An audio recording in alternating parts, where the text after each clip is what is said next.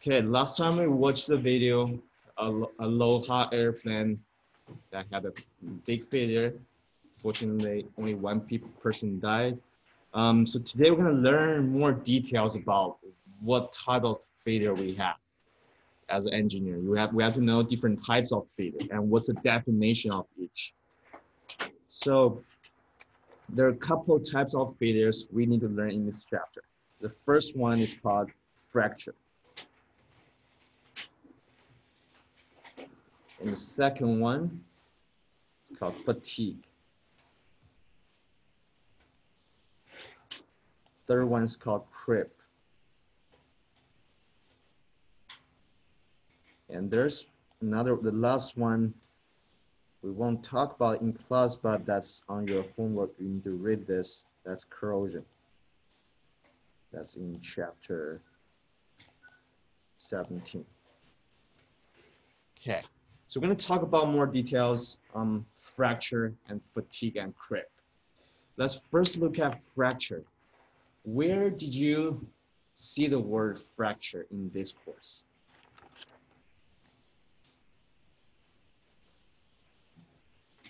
Stress strain curve, remember that? That's in chapter 7.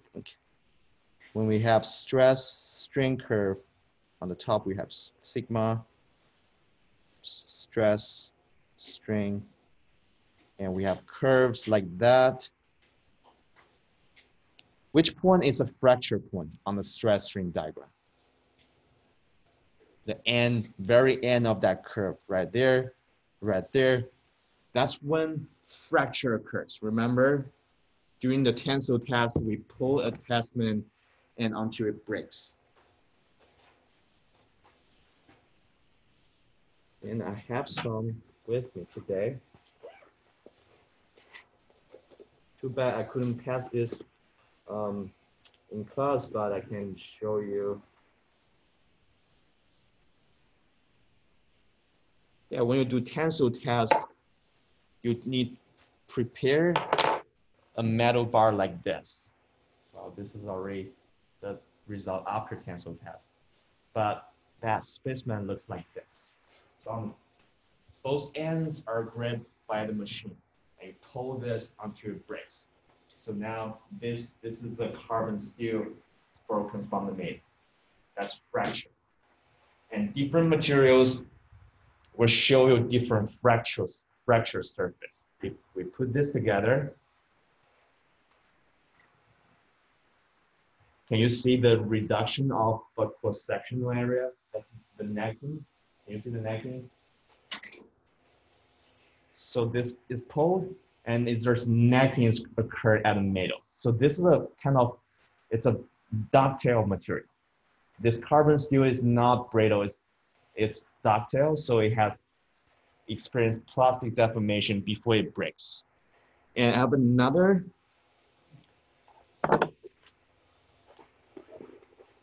one here. It's also steel. I want to see the different color here. Oops, I broke my iPad. This one has darker color. The one I just showed you has lighter color. They're all steels. This one has lighter. That's a lower carbon content steel. This one has a little bit higher carbon content. So, want you to look at this one. Do you see any necking? No, there's no any reduction of cross-sectional area. This is how the fraction looks like for this type of steel. So it's kind of flat surface at the middle, not experiencing major plastic deformation before it breaks. So this is a brittle material. It's a brittle carbon steel. So it won't experience large deformation before it breaks.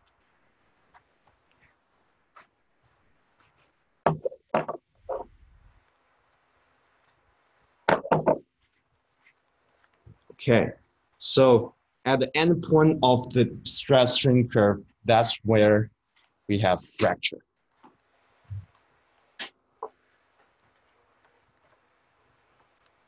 Okay, then let's talk about what is the engineer definition of fracture.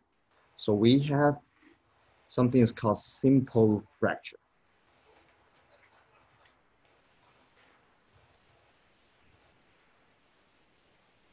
So what is fracture? Definition of fracture. That is the separation of body into two or more pieces.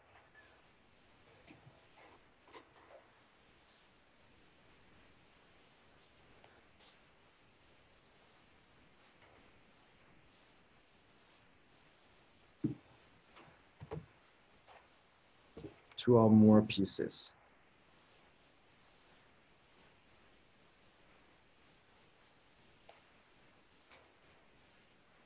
Would the fracture just happen by itself?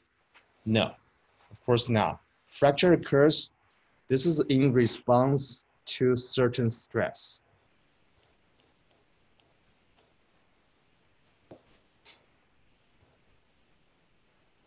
It is in response to an imposed stress.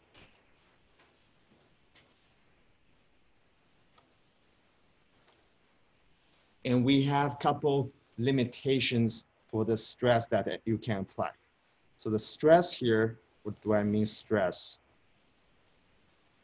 This can be static stress, or what does static stress mean?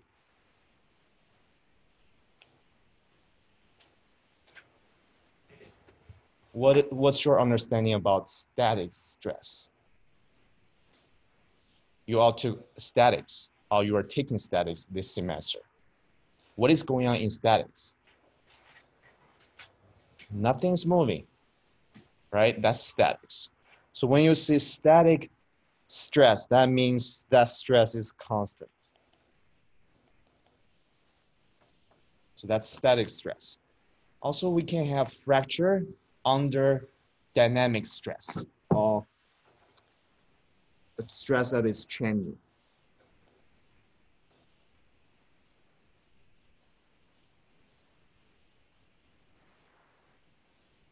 Change with time. And also there's another limitation for stress. That is the stress we apply for simple fracture has to be uniaxial stress.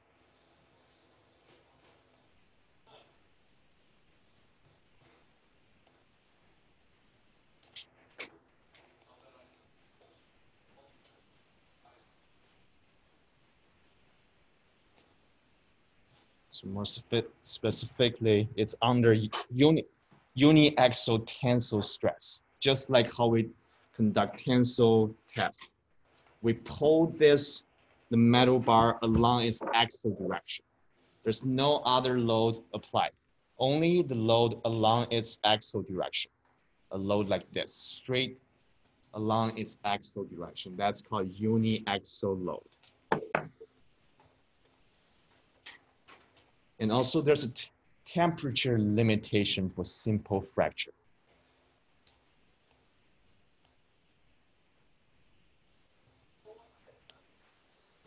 So the temperature under fracture must be way below melting temperature.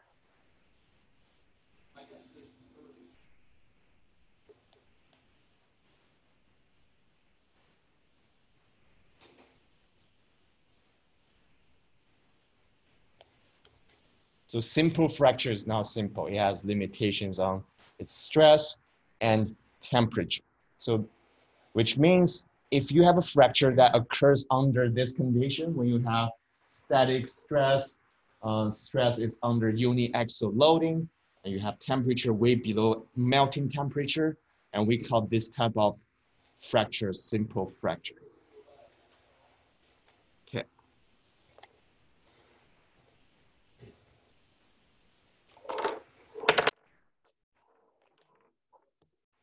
For metals, we have two different types of fracture modes.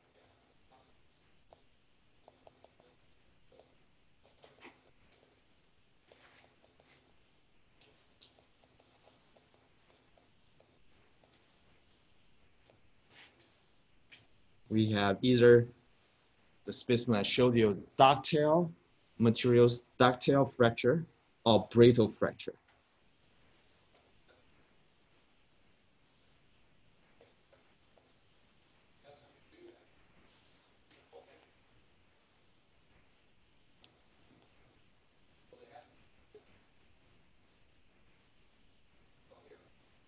So that can be also observed from the stress strain curve.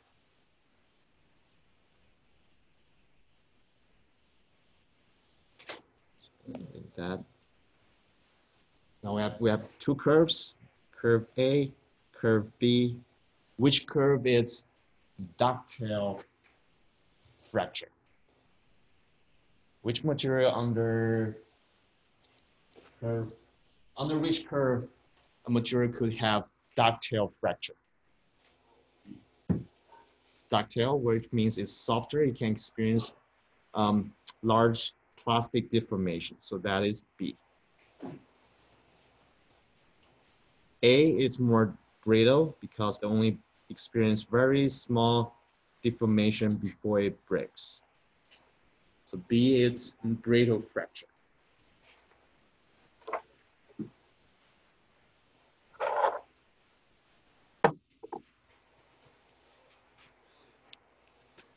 Okay. I also have a piece of aluminum here that's very soft.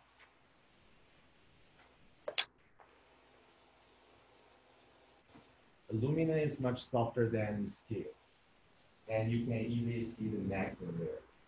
Have you ever thought what is happening at that moment when this piece of specimen broke into half? From the video we saw just boom, and it's broke into half. Have you thought about the motion at atomic structure? What is happening to the atoms when you apply law of forces? How they look like? Have you thought about that?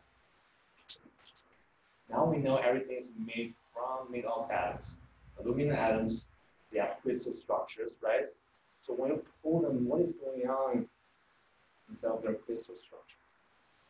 So luckily, I find a very cool video. Someone did experiment. They used gold. They recorded how gold atoms look like when you pull them apart.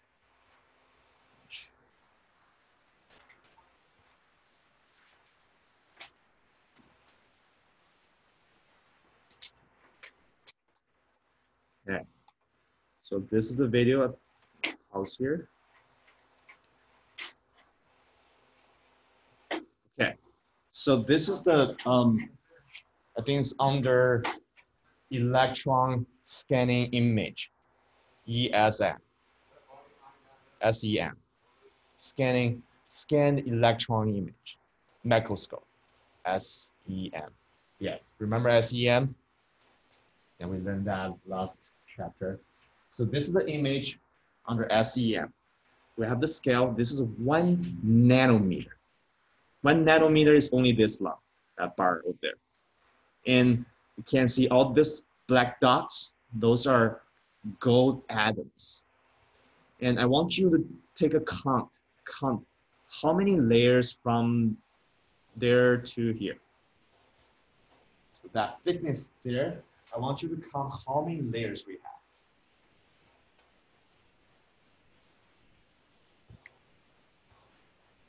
Look at that, count how many? 10? Okay, write that down. So before we pull this gold atoms apart, we have 10 layers of atoms. Let's read what is going on here. Formation of this, blah, blah, blah, under this string. Okay. That's gold atoms along a few direction. Know that. Glide along. Okay. Something we can understand. What does that mean? Along 111 planes. Now we learned crystallographic planes, direction, and points. Now we can understand what is scientist trying to say. 111 plane. Gold has, I forgot gold. Gold has FCC or BCC crystal structure. BCC? Who did gold as your project? We have gold? No? None of you? Okay. Anyway, if we have a unit cell, I want to imagine where's the 111 111 plane. That's the plane cut through the body diagonal face of that unit cell, right? So now we know what does that mean. But if you are the professor, if these students tell you 111 plane, what is wrong? Where can you take points off? What is the notation for a plane? Parentheses. Yeah, do you see parentheses? No. So I would say that's wrong. That's not perfection. Okay, now let's watch this video. I want you to pay attention to how many layers in this region. We already counted, we have 10 layers, right? And as these golden atoms are pulled, I want you to keep a close eye on how many layers right there in this region. And I want you to pay attention to the atoms to see how they move. Maybe we should just do a quick guess. Can you just give a guess? What is going on if we pull a piece of gold? Jacob? The layers will get smaller. The layers gonna get smaller. So you're gonna have less atoms in this region, right?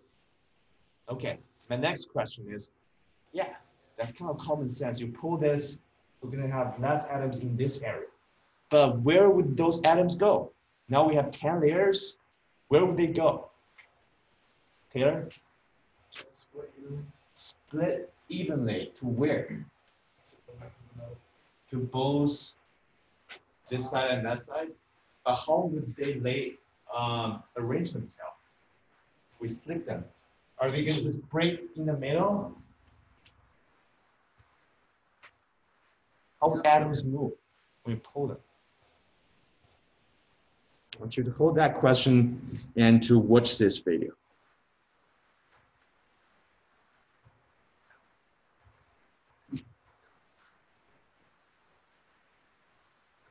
So force being added.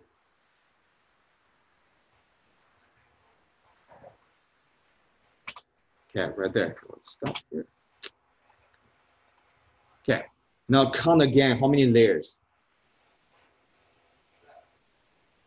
Look at that image. How many layers in the middle region? 1, 2, 3, 4, 5, 6, 7, 8, 9. Okay, what is going on with the atoms at the 10th layer? Anybody saw that? Can tell me what is going on? I got pulled to each side. Got pulled to each side. You see, the atoms are moving, right? The atoms at the 10th layer are moving towards to kind of lay up, to arrange themselves on this surface. Same thing for the atoms on this side. Keep watching. Oops.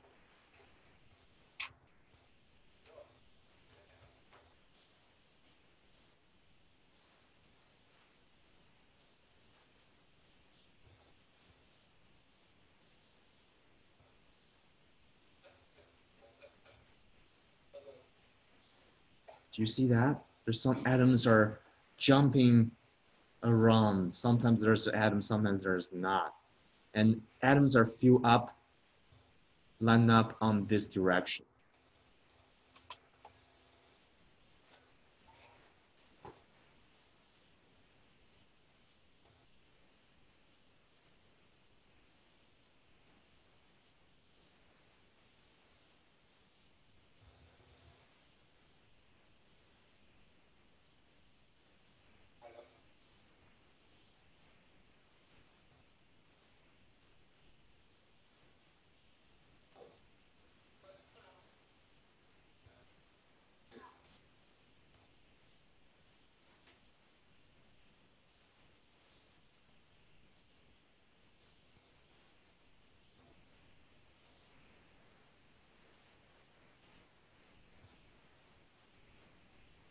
Okay, stop here. Let's count again how many layers we have right now. Oops. 1, 2, 3, 4, 5, 6, 7, 8, 9, 10. Wait, what is going on? We're back in 10 layers again.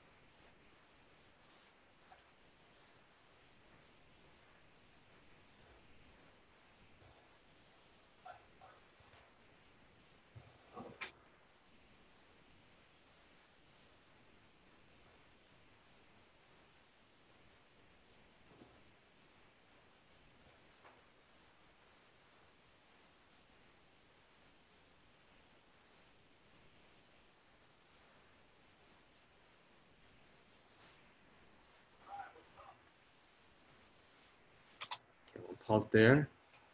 Now let's count how many layers. 1, 2, 3, 4, 5, 5 or 6 layers. I'm not sure if you pay attention to that. There's sliding motion, right? We mentioned sliding, dislocation that occurs along the direction where you have the highest linear density or plane density.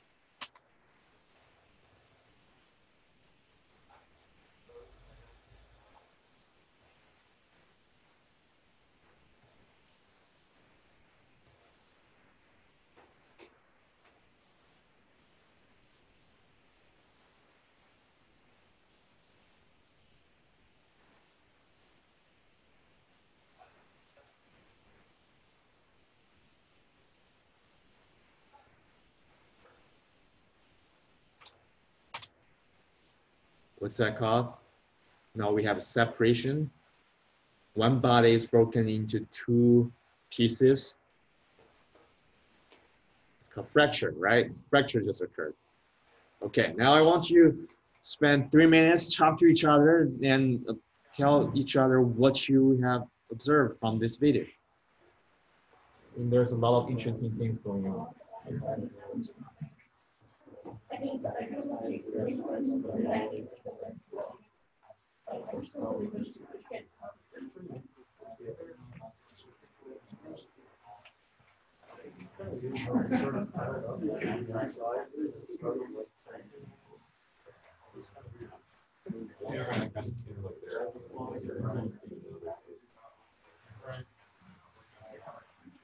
It's not as good.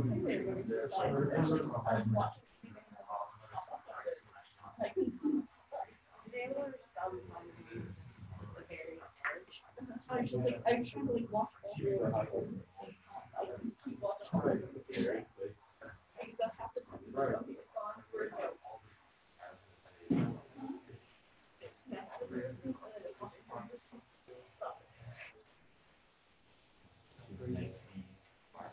And it started shooting.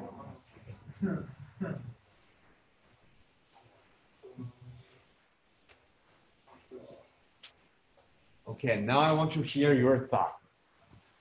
Which part blow your mind? And You're saying that I'm near the edges, but I kept watching. I could never see where they went. they just It just like disappeared, and I never saw where they went. yeah. That's we and all the atoms are just jumping around, right? It's not like that. Anything else? Andrew? I thought it was weird how they kept like reorienting themselves, so it was still in some kind of pattern. It didn't just like break in half like rigid. You know why?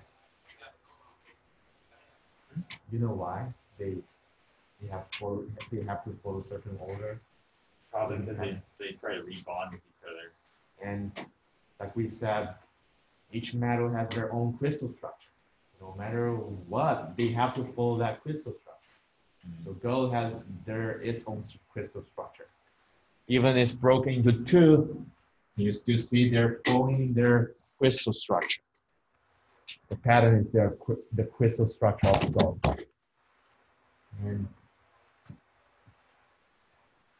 And anybody else want to share anything?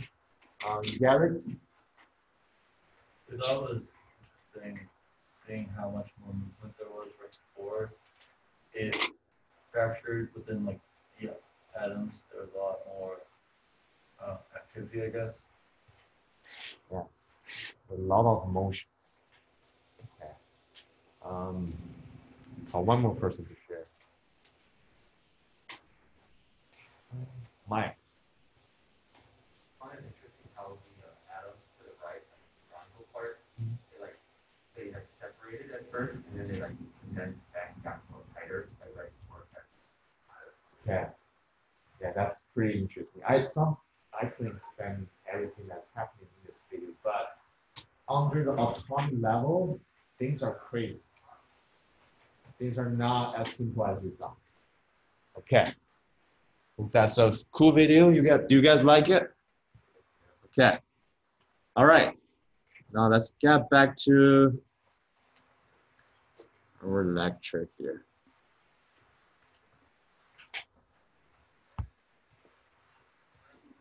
No.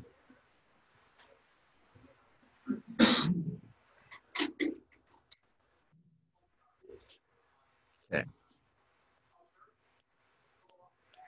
All right, something very quick here.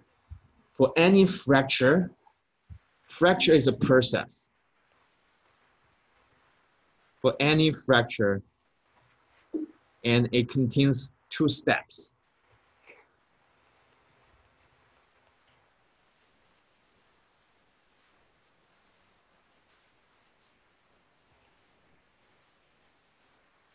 So the first steps, it's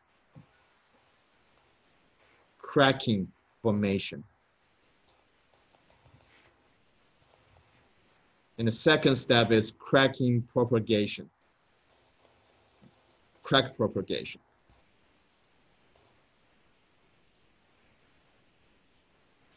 And those are easily to observe from brittle materials.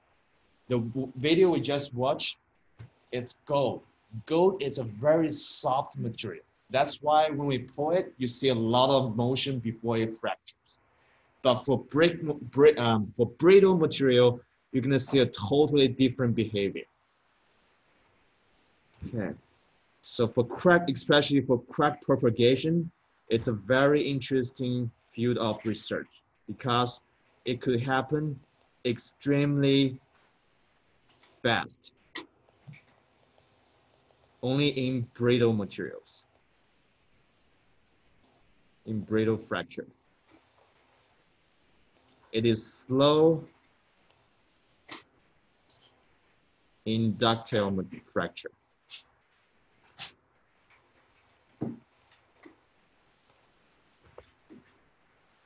Okay, now I have another video. I want to show you the crack propagation of glass. Hello there, I'm Gavin. I'm Dan. Wait a slow guys. This should be a nice simple video. How fast does glass crack?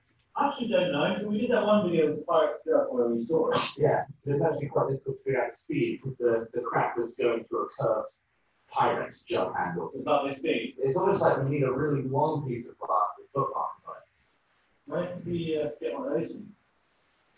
Okay, how many of you watched this video? Some of you. Okay, now I want you to guess how fast crack could happen from one end to another end. What's the speed? Just give a wild guess. 70 miles per hour, that's the speed limit of highway. Or maybe 200 miles per hour. Just give a wild guess and write it down on your notes. Oh, this one. I wonder what this is doing. So, in theory, if we break this at one end, the crack should rush through it. I'm going to put footlights on it, and we'll be able to determine the exact speed of the glass break. What I've done here, we've got a 7-foot piece of glass. They'll spray painted exactly a foot along the glass. Now, the foot's going to start, and from the camera's point of view, the left-hand side is blue. So this edge is going to be exactly a foot from here I'm gonna skip some of the building process. Has it the email? Much bigger internal memory, but. But then glass, otherwise it'll smash the wall already. Oh, cool. So I'll hold it here. Okay, you got it? I think so. I'm going to bung in a ton of shut here. 45 degrees? Oh, that's nice. You never do that. Bloody hell, yeah. Let me just grip this with this and see if I can smash the glass with a pair of pliers. Okay? Go for it. Oh! That worked. That really worked. Whoa! Spanish. God! I didn't expect to be able to do that. And then we just went. Whoosh. Really cranked up on the internet. Yeah. 3, 2, 1, snap. Whoa! Cool! That's really cool. Whoa! I'm surprised you couldn't see that much of the 28,000. Yeah. It's Okay, I want to hear your numbers. What was your guesses for the speed? How fast is propagate? I want to see some crazy numbers. Michael? 150 miles per hour? Jacob? 3,000 meters. 3,000 meters per second. That's probably, I don't know how much miles per hour that is, but it's very fast. And any other guess, Katter? 120 miles per hour. Okay, let's see. Not sure if they have calculations. Let's keep It's watching. so big. This is our starting frame rate. We plan on going much faster. I also like the fact that, let's speed up there. It's like, rather than gravity, it splits up and down at the same time. So I guess the pressure being released is good. It also shot forwards and at me. So when you crack it, it sort of explodes. Yeah. That's why it makes that like sort of sound where it pops. Because it like has the pressure built up. I guess glad we did this with paint instead of tape. Oh wow. Yeah, cool. Because, Yeah. You can see it separate and actually kind of see where everything was, even in the air. It stays directly in line underneath each other. So Get faster?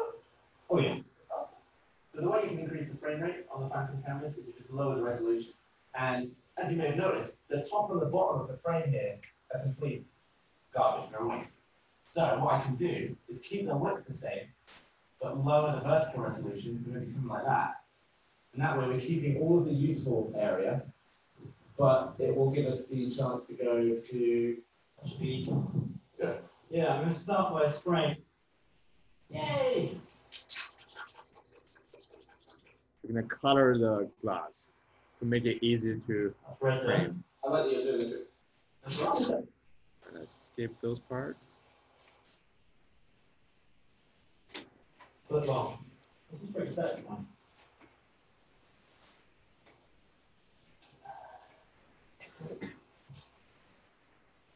Slop it in there. Didn't get a chance. Okay, let me try and fill the frame with this mad lad. Go for it. Eye level.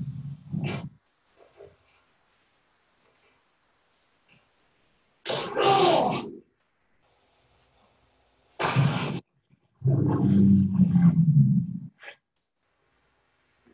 Oh, look at that.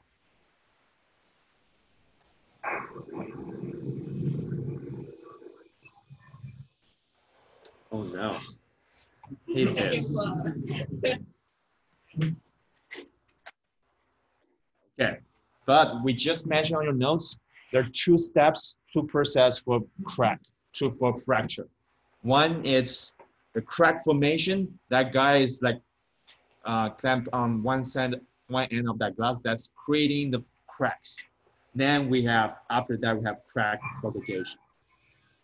Okay, Dan, it's time for some maths. First, let's we get the true time of this crack. And we'll measure how long in seconds it took each foot to break. Okay, moment of truth, how fast it travels. Which side of the foot mark crack landed on that particular frame. But don't worry, we'll average them out. More maths. Giving us average time 0.002 seconds per foot, which is 4,758 feet per second. And for the international audiences, that's 1,458 meters per second, 3 feet. Okay. 1,262 miles per hour, 5,250 kilometers per hour, or Mach 4.2. What does Mach 4.2 mean? That's faster than speed of sound. Who has the closest guess? Yours 3,000 meters per second? I wrote the speed of sound. You wrote speed of sound, but that's 4 times speed of sound. Okay. Is it crazy how fast things can travel in solid?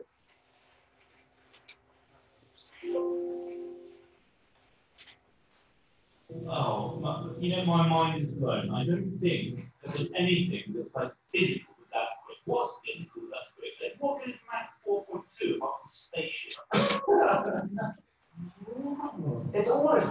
It's weird how like none of it overtakes anything else. Like, okay, so it starts as round, right? See that? It starts rounded. Yeah. So the middle of the glass is actually ahead of the sides. But it catches up, and then it's almost going in a line. Do you know what I think? Right, that is not, I don't expect to see that. I think what it looks like is, if this was actually a circle, like it was like a 14-foot circle, Yeah. and you smash the middle, you will go out in a circle, but we're just seeing like a section of that. So if you imagine that it starts off as a small circle and it gets bigger and bigger, it's not actually flat when it gets to the end, it's still slightly curved. So I'm just imagining a circle getting bigger, therefore the edge is getting flatter. Yeah, exactly. That's mental. Now I kind of want to do it with a big circle. Fresh out with 14-foot glass circles, unfortunately. Got a shirt window. Right, so that was 78,000. Oh, yeah. I think I'm getting carried away. This bad boy's capable of some serious. That's what are like you thinking? that's like a scripture flags. We'll reduce the horizontal. Now that we've helped people customize and save it, Yeah. we can finally use some heat. Okay, but I think that's the whole point of that video. That's all for today, and remember, homework's due on Wednesday and Friday. I'll see you guys next Monday.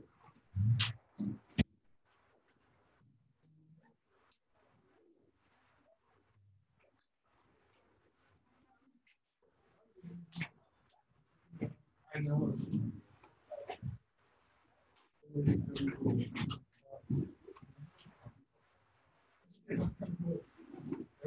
I brought my schedule. And, all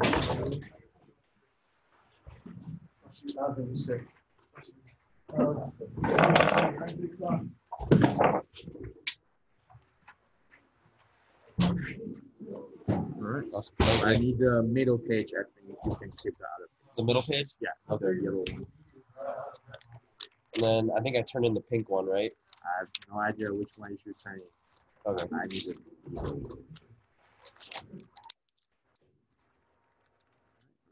Thank you. Thanks.